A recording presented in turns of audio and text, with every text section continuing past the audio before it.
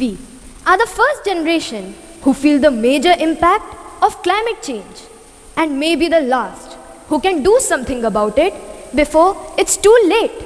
Good morning, respected judges, learned audience, and my dear friends. Climate change can feel abstract, charts, degrees, distant deadlines, but the most powerful way to understand it is through a human story. Today, I am going to share one with you about something we can't see, but may be drinking every day, microplastics. It's a story about science, yes, but also about us. Our habits, our health, our hope. If stories can turn data into decisions, then let this one open our eyes and our options.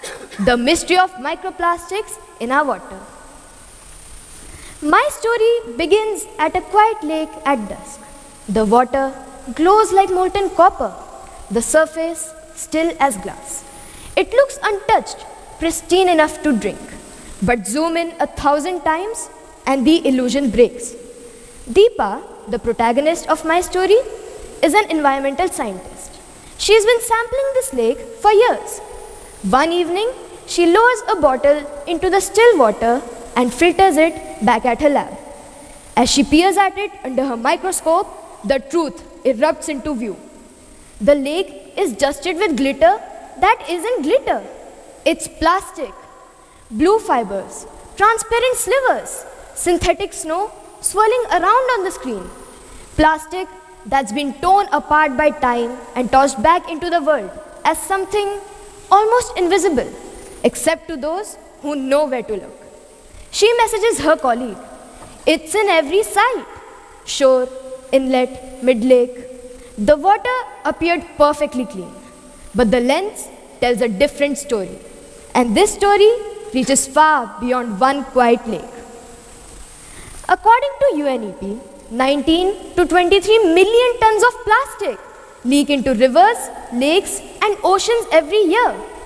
That's roughly around 2,000 garbage trucks a day entering the water cycle that feeds us. The World Health Organization has found microplastics in tap and bottled water. We're drinking it, cooking with it, washing in it. Back in 1950, the world made around 2 million tons of plastic.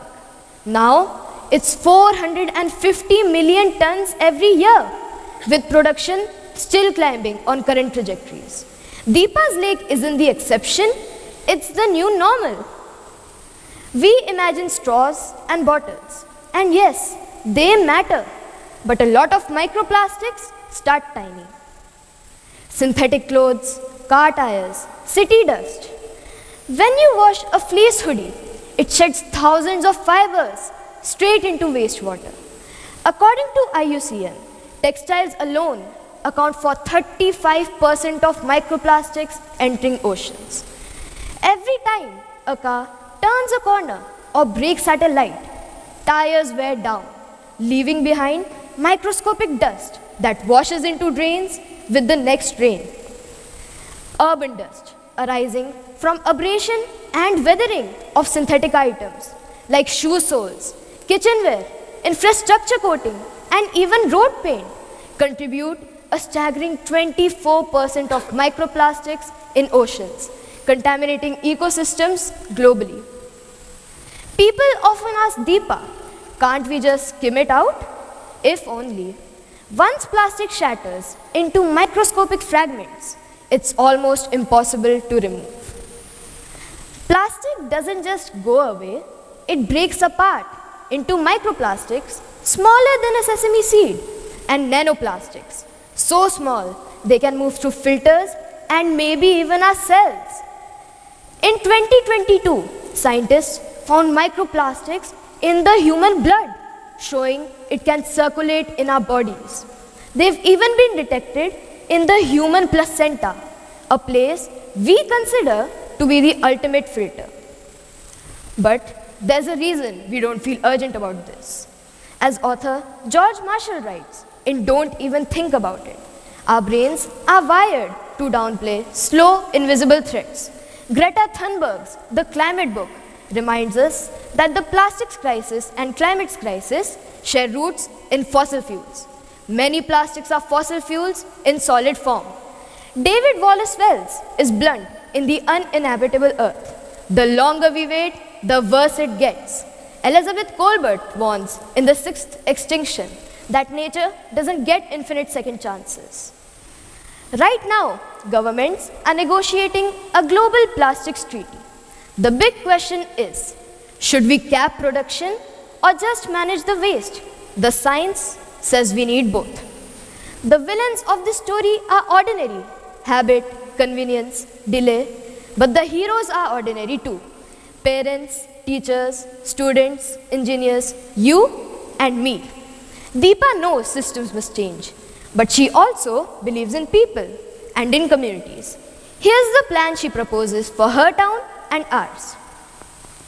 Turn off the tap, cutting the menace at its source. Ban the most wasteful single-use plastics. Move to reuse and refill systems. Fix our fabrics. Support microfiber filters on washing machines. Invest in low-shed clothing. Trap tire dust. Use biochar and dust suppression methods to control microplastics in city dust. Choose better. Buy less. Demand better from brands and leaders. This is Deepa's call to action. This week, refuse one plastic. Change one habit. Press one leader or brand for reuse and reduction. The science is clear. The window is open. The work is ours.